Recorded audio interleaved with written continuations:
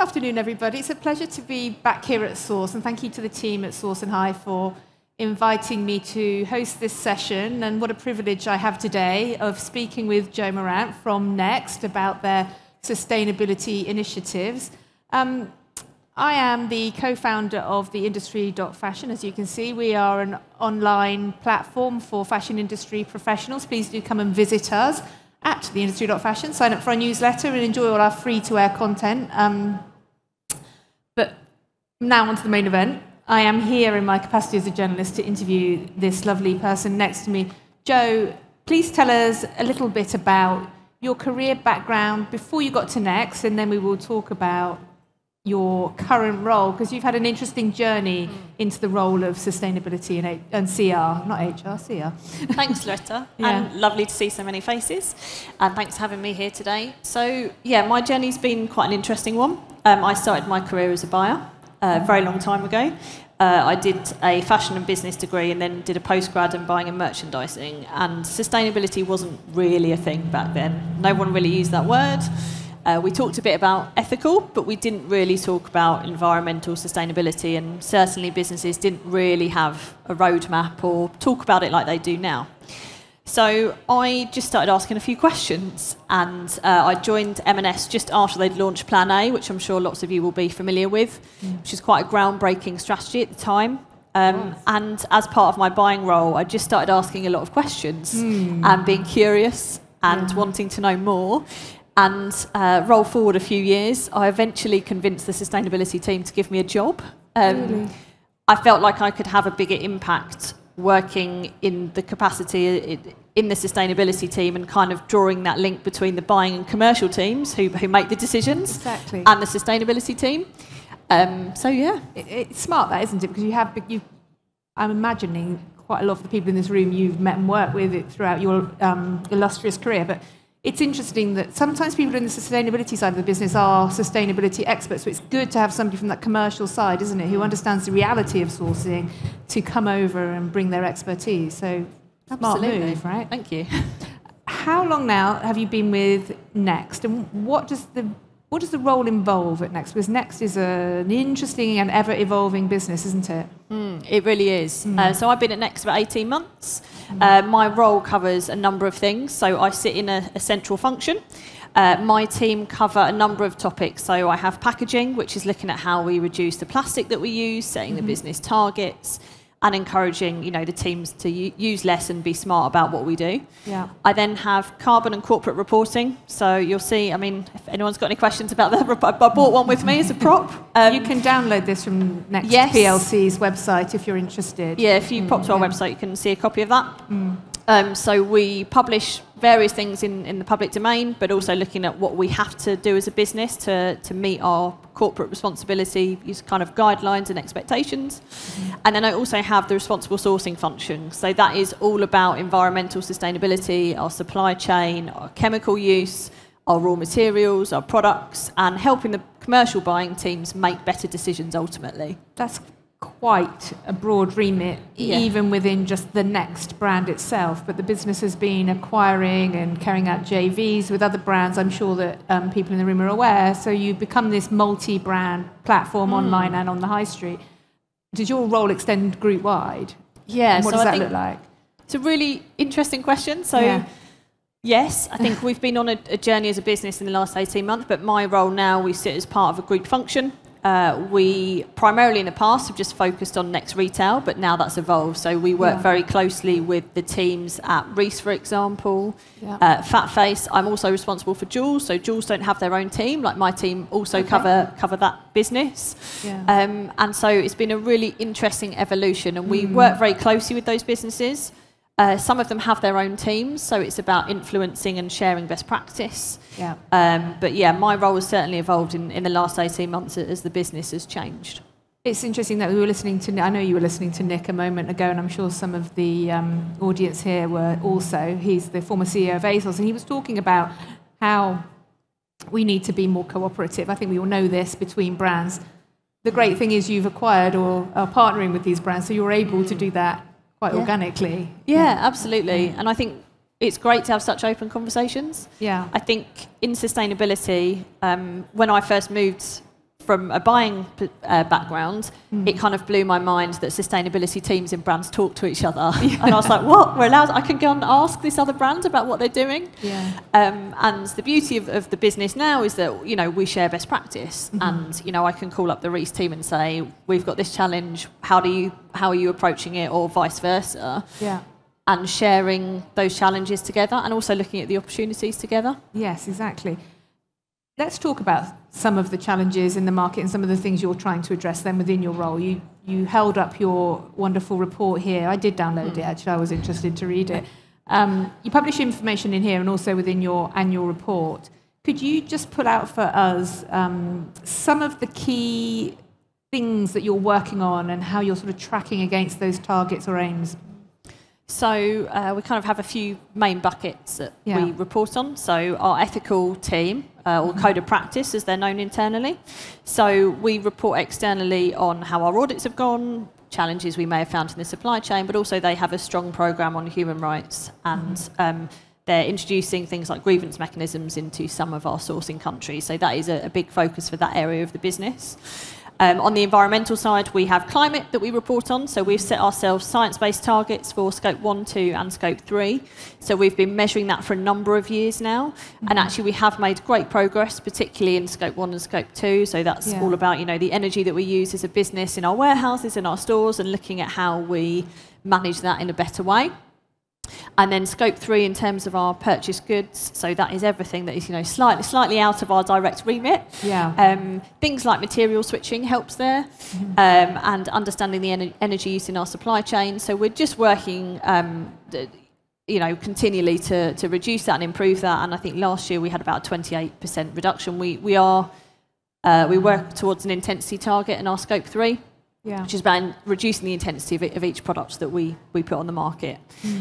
And then responsible sourcing is quite a big focus, so our raw materials. So we are very lucky that we have a huge amount of engagement from our buying teams. Yeah. So it's a really nice problem to have. So they are continually knocking on our door saying, we want to do this thing, can we do this project? We found this new material. That's great. Which is brilliant. And certainly not a problem we had a few years ago, I think, in the industry. So it's really nice that we have that engagement. So we've done a lot of work with those teams in the last sort of, last few years, and particularly in the last sort of 12 months. We've launched a live dashboard for them. Yes, tell me about that, because I wonder if it's your influence as well. You've come from buying into sustainability, and you've really worked together as a group of business functions within Next to unite those and give the buying team I guess, tools that they can use to improve their performance when it comes to CR. Absolutely. I think, and those of you that are buyers here will know the buyers ultimately make the decision. You know, sustainability teams can write all the policies they like, but if the commercial teams aren't engaged,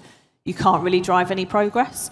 So we've tried to look at how do we give the teams the tools that they need, as you say, to help make those daily decisions. And one of those was a live dashboard, so they can now see in real time how they're tracking against our responsible sourcing target. So they are for our key raw materials. Yeah. So things like cotton, polyester, wool, and man-made cellulosics, timber. And they can see, for example, you know, how women's wear is doing versus menswear. And actually, you know, buyers are competitive by nature. So that's been a really great tool to, number one, give them the visibility in real time. Yeah. Because often they don't get the reports until the end of the year. And if you think about the buying cycle, they've already bought further ahead. Yeah. So being able to give them that visibility has really kind of changed the game in terms of their engagement and, you know, them wanting to look at the figures and check that, you know, that competitive kind of nature has been really, really good for us. What sort of things are they seeing on a daily basis then? Are they measuring themselves against on this dashboard? So the dashboard is about those key raw materials. So, for example, we know, for example, if they're sourcing lots of organic cotton, so they will be able to see, you know, women's wear have got X% of organic cotton versus menswear might have this much, and children's wear might have X amount.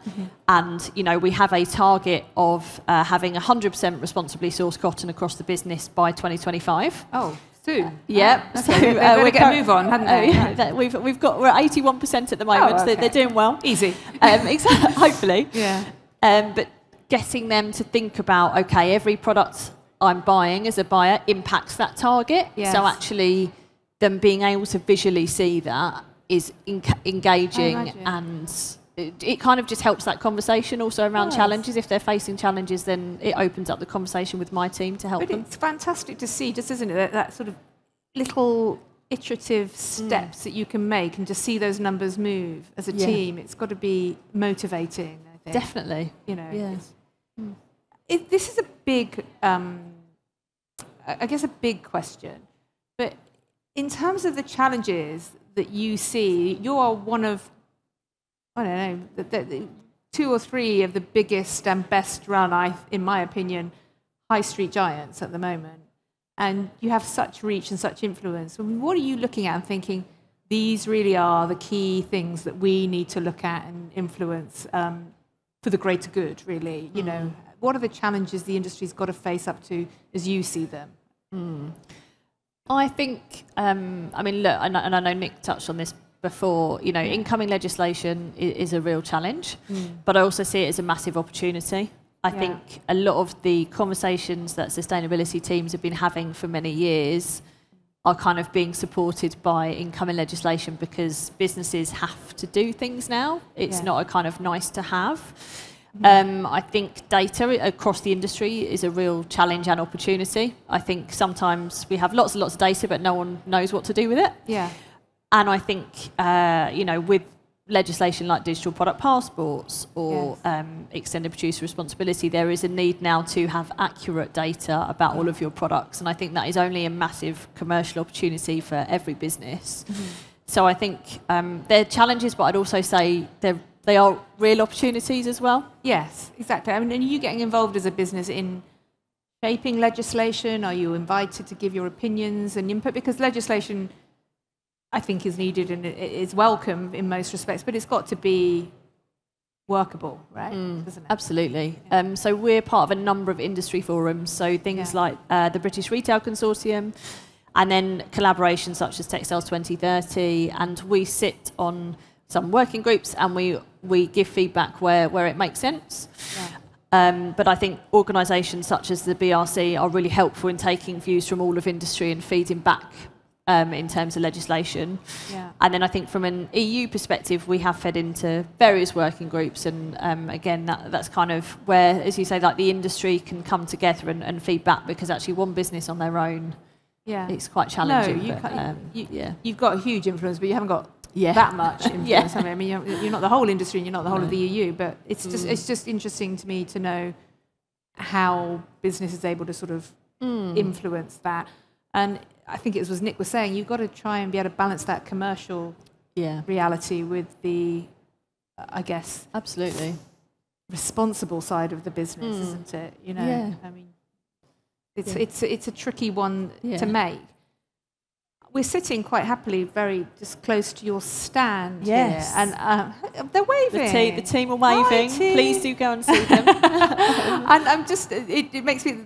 This is your HR team, isn't it? Yeah. So what are they doing here today in terms of, what's the aim of it? And then I'll ask so Beth and Becky are here, over there, waving.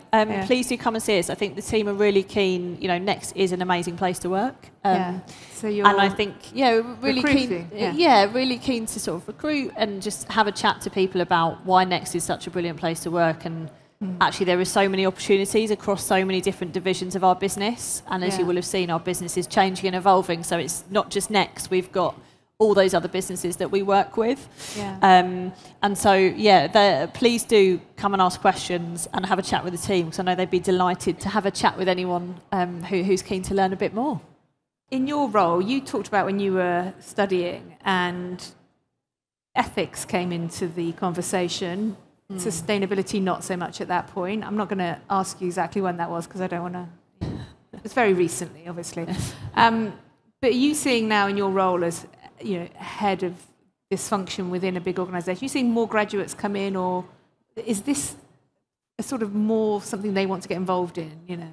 Absolutely. It's really interesting, actually, because I think I learned everything I know about sustainability on the job. Really? I did not do any official qualifications. I've done a few sort of online courses, but I learnt by asking questions. Yeah. And I was very lucky that, you know, I kind of hassled people, if I'm honest. I kind of said to the sustainability teams in businesses I've worked in, like, I'm really interested. Can I come and spend some time with you? Can I understand about cotton and why that's a challenge? What was it that just sparked that in you, do you think? I think curious person in general. So one of my first jobs, I think there was something that didn't quite sit comfortably with me, I think, around, you know, volume of products. And I think I was always interested in the ethical side, because I have worked on the human rights side in my career as well as the environmental side. Good. But it was only when I joined M&S and I was like, oh, what's this Plan A thing? Like, what does this mean? And then I started talking to the suppliers. And when I started to understand the impacts, I was like, well, obviously we have to do something. Like, why wouldn't we? Yeah.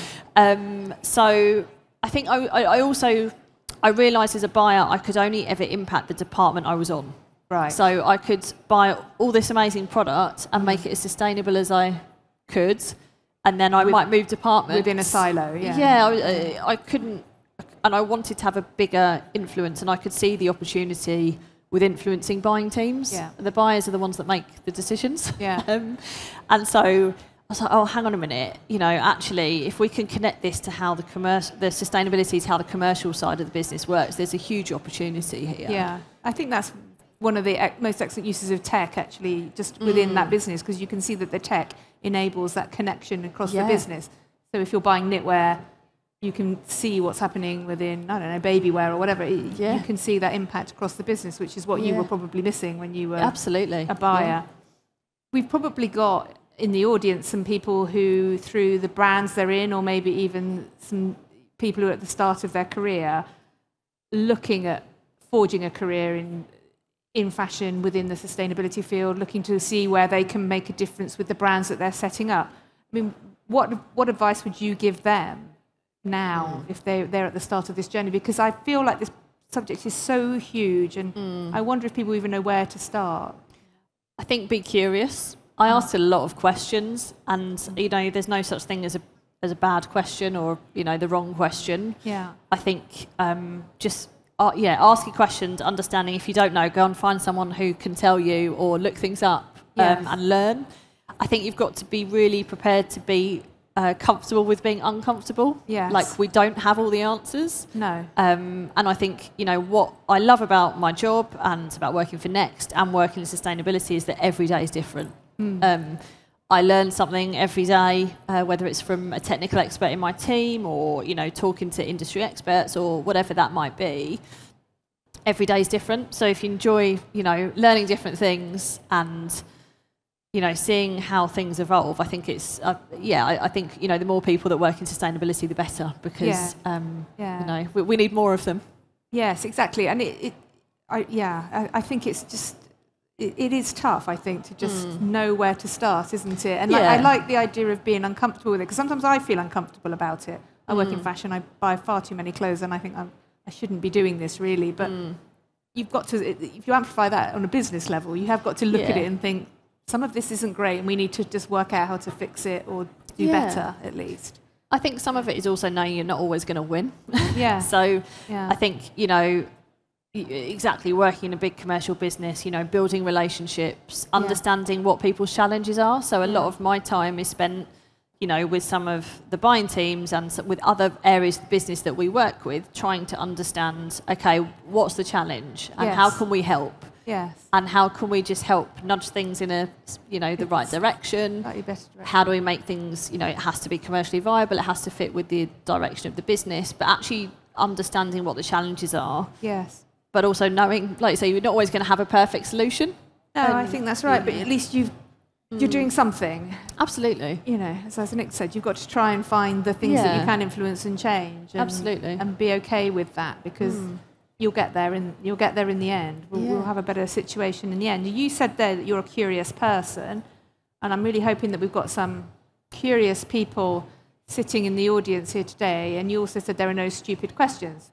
So bear that in mind, people. A curious person has raised his hand. So I'm going to open this up to questions from the floor because there's a really good opportunity to speak to a high street leader about this. So this gentleman here has put his hand up. Thank you very much. Please tell us your question. Thank you. I want to apologise before I ask the question, first and foremost.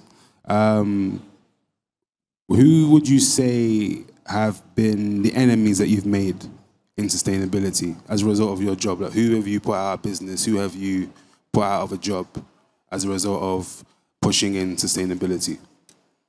Who have we put out of business? Put out of business? Because what do you mean by that? Well, I mean, big changes means, you know, cuts and someone's getting fired somewhere. So maybe like, deselecting certain suppliers or something like that. For example, yeah. Oh. And maybe not name names, but I guess, like, how would you describe those people? Who's not evolving?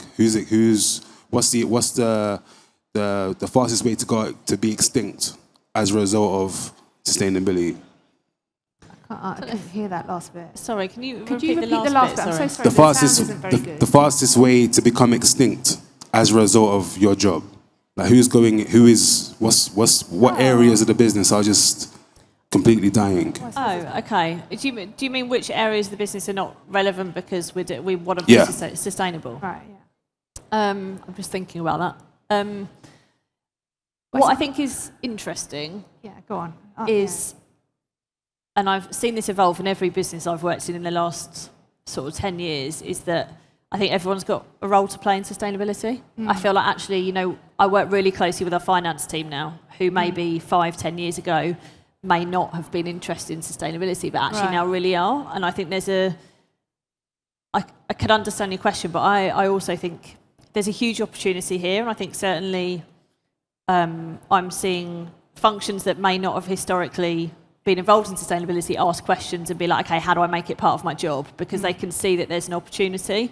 So actually, I think I'm almost seeing it maybe go the other way, that actually everybody really wants to be involved and is trying to look for an opportunity. Yeah, I think that's a good way of seeing it. You probably, I mean, I'm not speaking about Next now because I don't represent Next, but I imagine it is those suppliers who do not have ethics and sustainability at the top of their agenda, whether they're exploiting their workers, whether they're just pumping out plastics. I think your days would be numbered, because with PLCs and high street brands, they really can't associate themselves with people that damage their reputation. I think it's really crucial, isn't it, at the moment?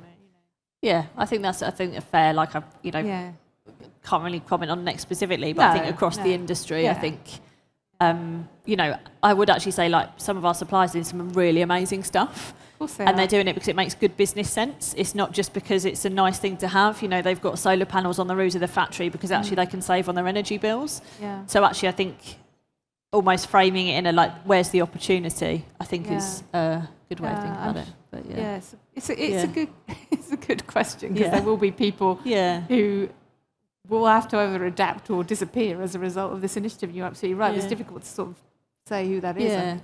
Yeah. A great question. I think there was a hand going up to my right here. Thank you. The sound isn't. Yeah, it's quite hard to hear. Hi there. Hi, can you hear me? Yes, it's better on this side.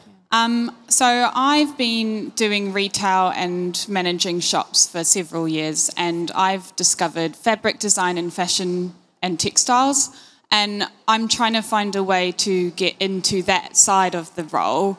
And I'm just wondering if there's opportunities provided in some of these big companies who help you upskill, because I'm not able to do the degree just yet, but I would like to get hands-on experience. I think that's a really good question. We actually do a lot of apprenticeships, and we've got some with Jenny at Fashionenta, who's just there at the moment. So there are loads of opportunities. I think certainly, if I think even about my team, so I've actually got someone who joined me about 6 months ago who used to be a merchandiser. Never worked in sustainability, but really understood the business and understood the commercial side. And actually, she is upskilling in sustainability as part of her role. And I think particularly businesses like Next see that as there's a huge opportunity there in terms of upskilling. I think particularly in sustainability, nobody has all of the answers. I think you might have some of it, but there's always going to be, there's a course I can go and do, or I can go and speak to these people and upskill. So yeah, I certainly think there are definitely opportunities out there for doing that. I think it's about finding the right business. Go and work for Next. Yeah, come and have a chat with the team. I don't imagine it's just unique to Next, but you're probably leading that, aren't you? Yeah, I think there's always, M&S. I think certainly in Next and in other businesses I've worked in, there's opportunities for upskilling and finding ways of doing that. So please come and have a chat with the team. Sure, you could get some advice from the lovely team. Yeah, Yes, they're there. Yeah. Is there any more questions? One at the back, please. The microphone is making its way. Hi there. Can you hear me? We can. Okay, thanks. Thank you so much for such an interesting and insightful chat with us this afternoon. You mentioned something around a goal of 100% responsibly sourced cotton by 2025. And I just wanted to know if you had any, because I think I may have missed it, tangible, results across women's wear, across the whole business. And if you had any other hard and fast goals around sustainability. So for our cotton target, we're actually at 81% at the moment. And that was, so we published that in this report, which is in April. So we'll be publishing another update in next sort of March, April time. In terms of our kind of hard and fast goals on responsible sourcing, we have some clear targets around some of our key raw materials.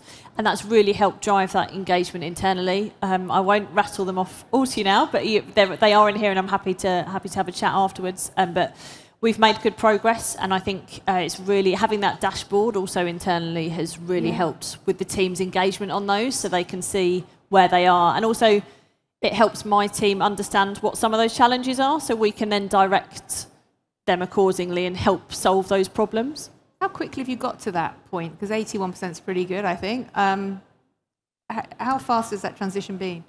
So we launched those targets in 2018. So the team have been, the commercial teams have been working on them for a few years. Yeah. I think last year, off the top of my head, I think we were at 67%. So we've gone from 67 to 81. So it's gathering pace, and I think the first chunk is usually the easiest. It's when you get to some of the smaller amounts. So so hopefully, we're the teams are making really good progress, and I think it's becoming more of a live conversation as opposed to just at the end of the year when we do the report, everyone finds out where we are, which I think is more of a challenge. I think that's just such a good learning. No matter how big or small your business is, you've got that constant monitoring and everybody can access it, because it must be quite motivational, I think, for people to just keep plugging away and chipping away at the problem. Because if you look at it as a big problem and you only assess it once every X number of months, it can feel a bit hopeless, can't it? Yeah, so definitely.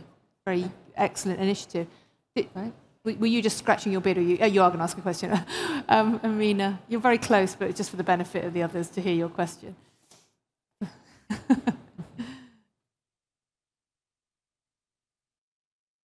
Hi. You have been in the business for so long, and recently there have been a lot of changes being made in the world. What would be your advice for a business that is starting in terms of sustainability? If you go back in time, a younger you, and starting the business, what would that be? That a mistake they should never make, or some things that should be, can help them upskill the business? Oh, that's a good question. This is a good question. There's almost two answers to that, because I think number one, if I hadn't, personally, if I hadn't have made the mistakes I had, that I've made during my career, then I kind of wouldn't be where I am now. So I think, you learn and can continually evolve. I think. Oh, do you know what advice would I give? I think to businesses starting now, or what advice I would have given in the past, I think is be okay with not always having the answer. Because I think sometimes, and I think particularly in kind of a buying and commercial world, you kind of feel like you always need to have the answer. And I think in sustainability, you can't always have the answer. Or the answer might change in 6 months' time because there might be a new piece of legislation, or actually the science has changed, or there's new information. So I think being okay with changing your mind and being okay with not always having the answer are probably the biggest piece of advice I'd probably give to myself and to any business that was starting out, or starting on this a number of years ago. Yeah. Did you hear what Nick said when he was on? Did you hear what Nick Beaton said in the previous session?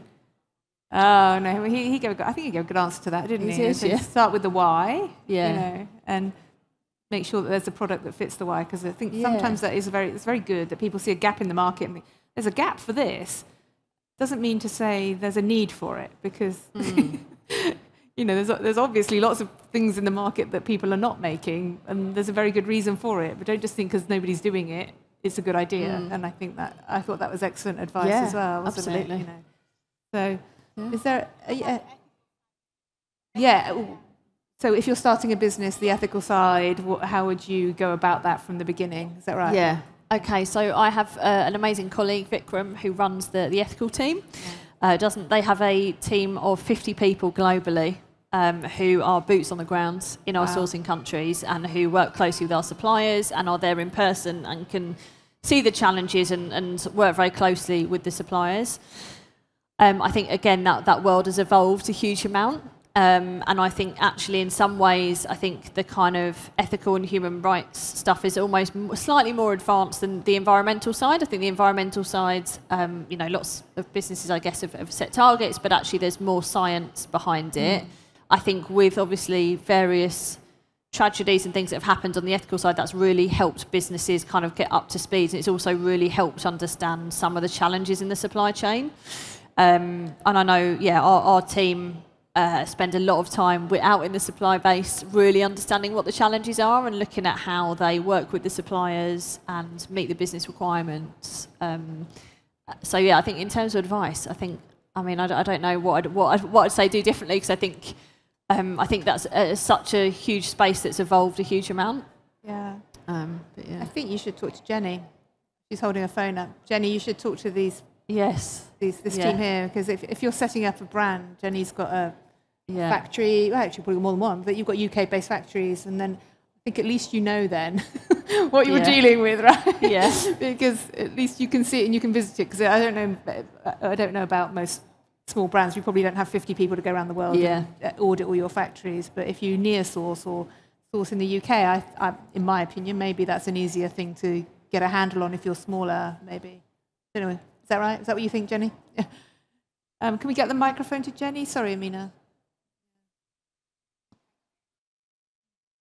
I think it's really important about transparency. You know, what you don't want with a small brand is to say that you're ethical if you're not ethical.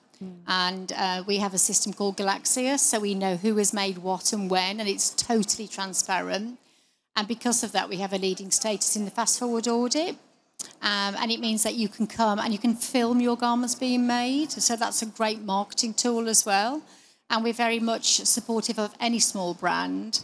And we have that facility to scale up with you. So, good advice from Joanna there. But I just think that start small. Like, if you can, make to demand as well, because then you're protecting your cash flow.